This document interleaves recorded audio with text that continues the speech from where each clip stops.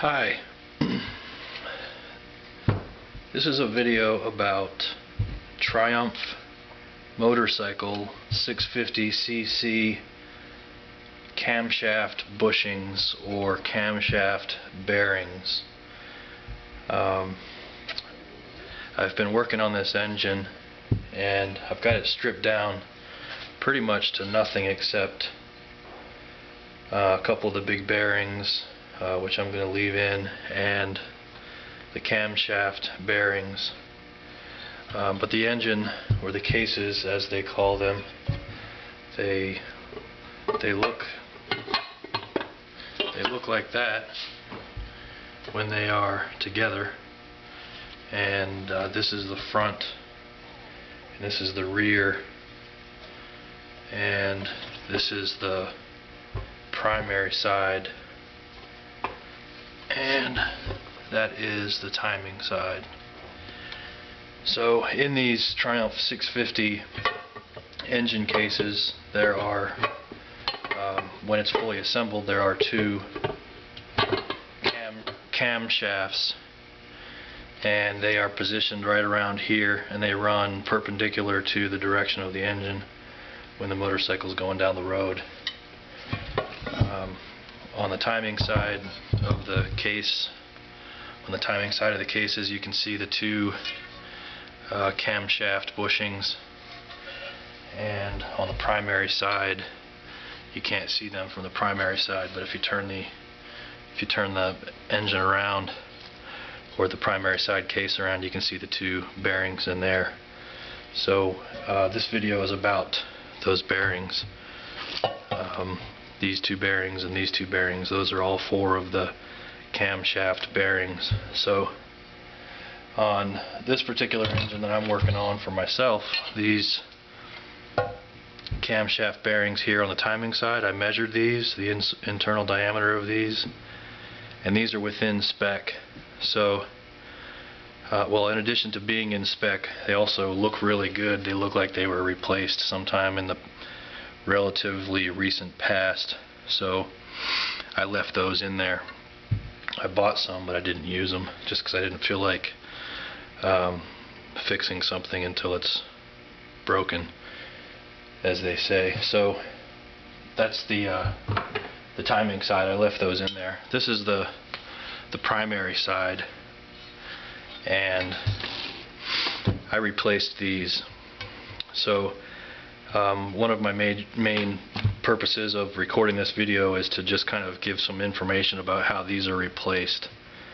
It's not rocket science, but it's interesting. So you have these bushings in here, and you may be able to see that they have what they call a blind hole, meaning when you have the bushing in your hand, you could slide it all the way up your finger. It's got holes on both sides.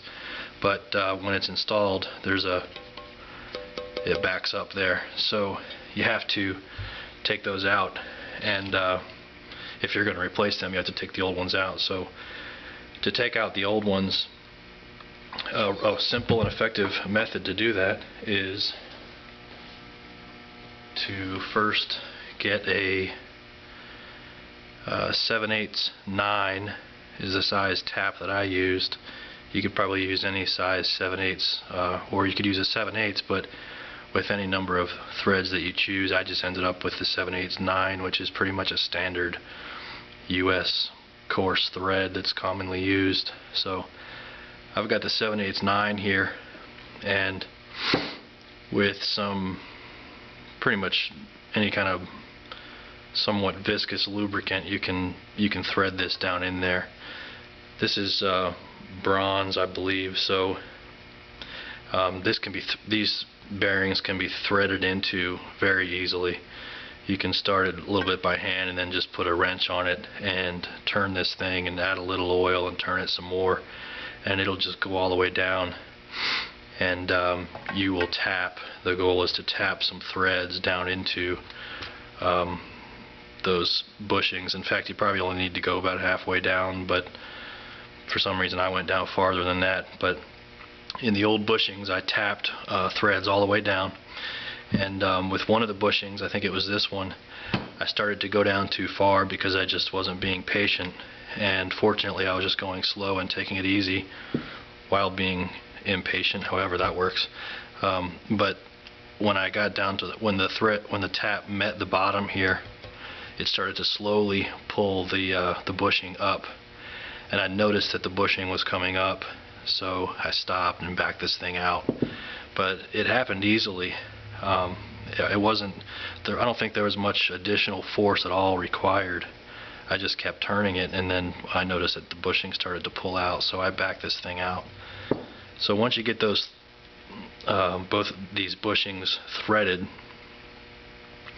you will need to use something like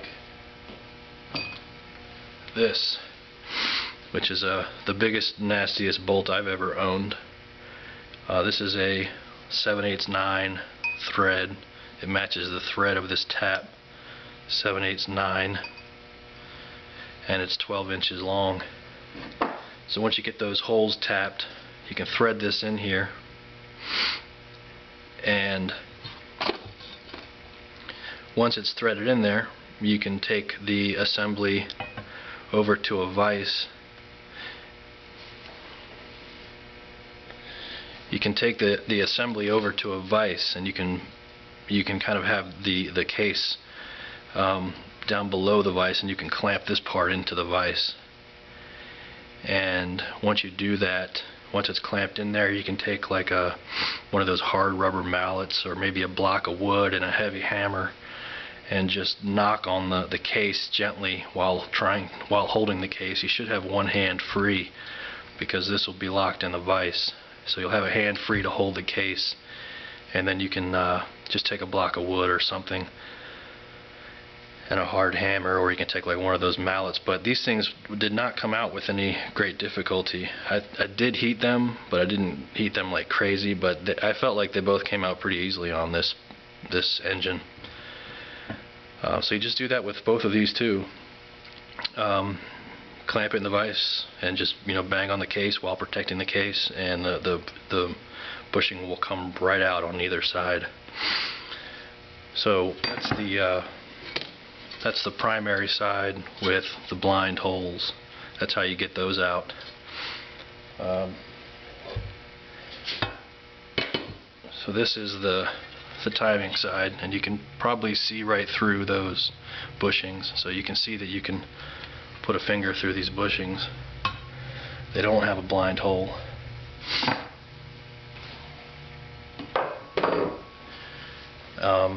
So to get these out, what you could do, I didn't take these out, but I thought about taking them out.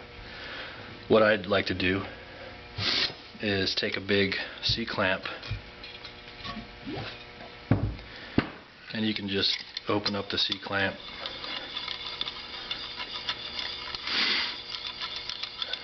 This C-clamp is, I think, 8 inches. It's got an 8-inch opening. It's pretty big. You can just take the C-clamp and you can put on this side, you can put a socket in there that matches, that's just slightly smaller than the outside diameter of the bushing. And you put the socket in there, and you'll have to hold that. I mean, this is a little bit tedious, but you'd have to hold that socket. And then what you can do next, this is just an idea, I'm sure there are other ways to do it. You can get a socket, if you own one that's a little bit bigger than this, and put this around, put the open end down around here. And the socket doesn't have to be too incredibly deep, because the bushings are only about 1 inch deep. But you put the socket there, and you'll have kind of the closed end here where the extension would go in. And you can just put the C-clamp on there, and you've got plenty of space back here for that socket, and you've got space here, of course, if you have a big enough C-clamp. And you can just wind the clamp, and the smaller bushing on the back side here will push, the smaller socket on the back side will push the bushing through into the larger socket on this side, so you'll end up with this bushing inside this socket just kind of bouncing around. And then once you get to that point, everything should loosen up, and you just take the clamp off, and you'll have a socket, the loose bushing inside, and then probably a deeper socket over here. And you can do that on both of these. It's probably good to heat these up. In fact, I know it's good to heat these up, but because of my experience with these primary side bushings coming out relatively easily, I mean, I would probably give this a shot without heating it, but yeah, you can do that. So that's getting the bushings out on the primary side and the timing side. To put these back in, you can freeze the bushings, put the whole pack of 4, pretty much put the whole pack of 4 in the freezer the day you receive them. And if you're if you're like me at all, you might not get to that specific task as soon as the parts get in the door, so maybe it takes a day or two. So you let those parts sit in there in the freezer for a few days, or 24 hours or whatever, and the parts will contract. And as soon as you have everything laid out here on the bench, your tools and your parts and everything, you go into the freezer and get your parts, and you can slowly press them in using the same concept with the C-clamp and the sockets to get these back in. And with some patience, a big C-clamp and a couple sockets and some frozen bushings, they'll go right back in. It's not a big deal. So back over to the primary side.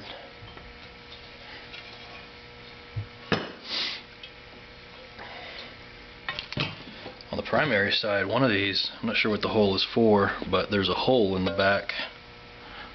There's a small hole.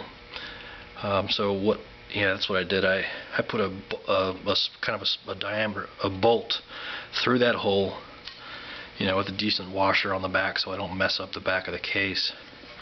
Put a bolt through there, and then I put my bushing, I kind of held it there. I'm talking about installing these, so at this point that I'm describing, there is no bushing, and there's no bushing in either of these holes.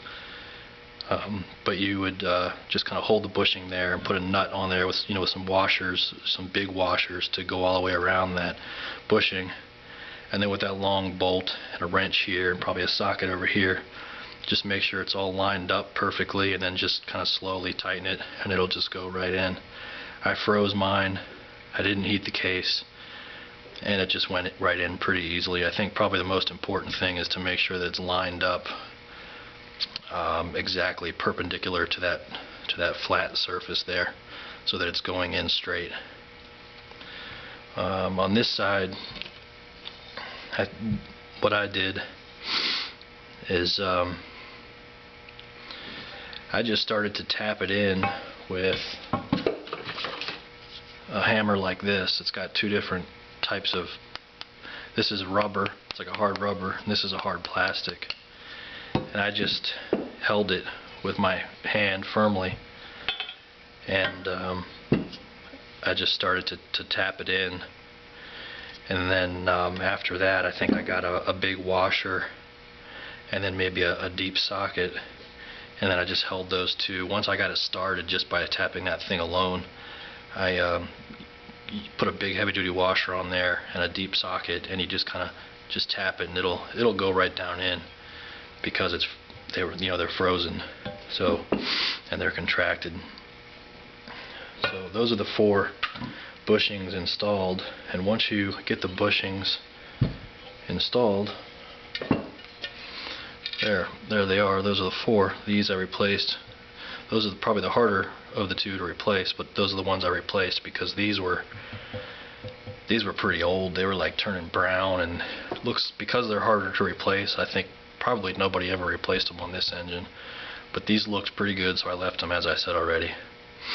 Oh, and there are some holes that you need to. There are some holes. I'm not going to try to show them to you, but there are some holes inside both of these and one of these that needs to be lined up. So 3 out of the 4 bushings have holes that need to be lined up when you're installing them. So the last major thing is to get these things to the proper inside diameter to accept camshafts. When you install new bushings, you're smashing them down to a smaller diameter than they were when they showed up on your doorstep in a package. So they need to be, I guess, honed or bored even, so that they are a diameter that will accept camshafts. And I forgot to mention that, and you probably already know this, but the camshaft on the front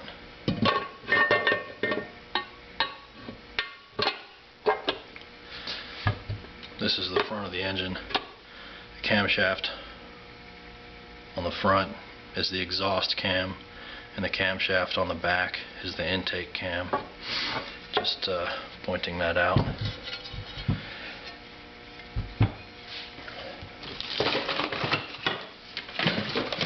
Okay, so the last thing is to get these things to the right diameter, the inside diameter to accept a camshaft. These are the original bushings, as I stated, so they are the correct diameter. I checked them. They're within spec. They're not too big. They're not too small, obviously, because they were in use. So these are good to go. I didn't bore these, but I'll show you how it's done anyway, or describe to you how it's done. This is a tool called a line cam bushing line reamer or something like that. And for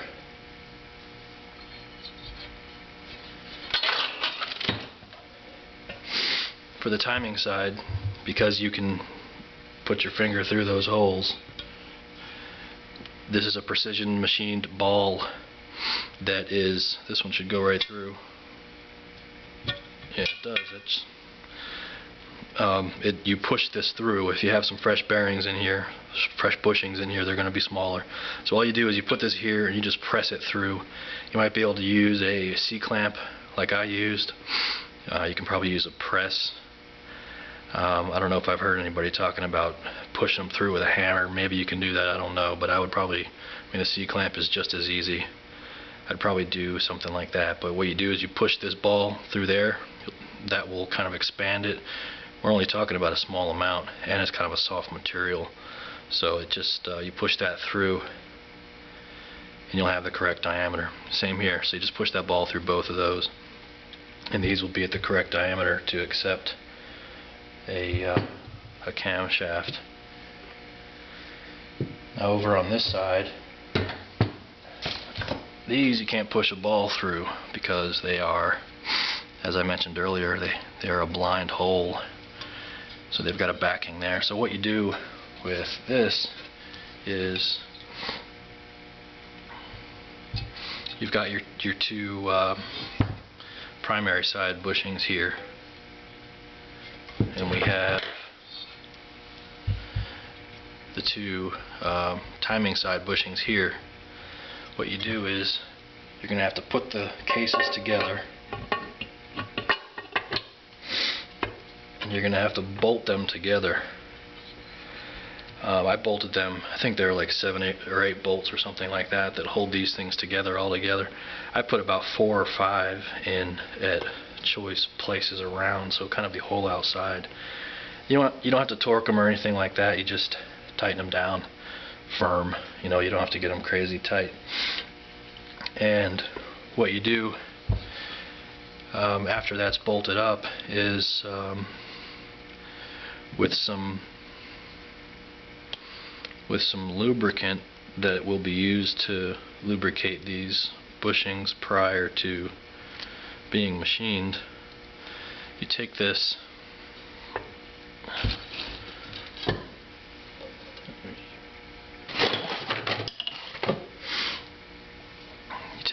this reamer,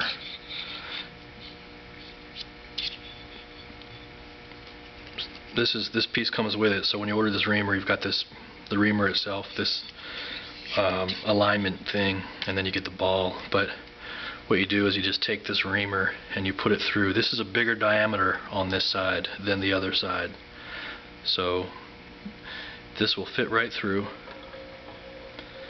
and then you just slide that bushing. It should fit right down in there. I think I had these taped up for storage. Let me see.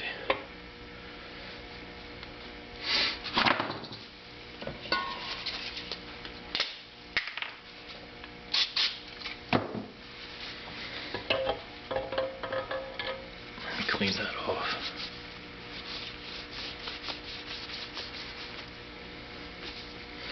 Alright, so that's cleaned off a little bit.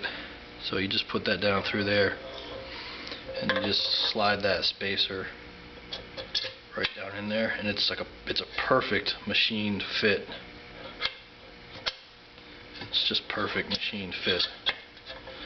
And when you do that, this thing, because you have the cases bolted together, this perfect machined fit, and you can just start.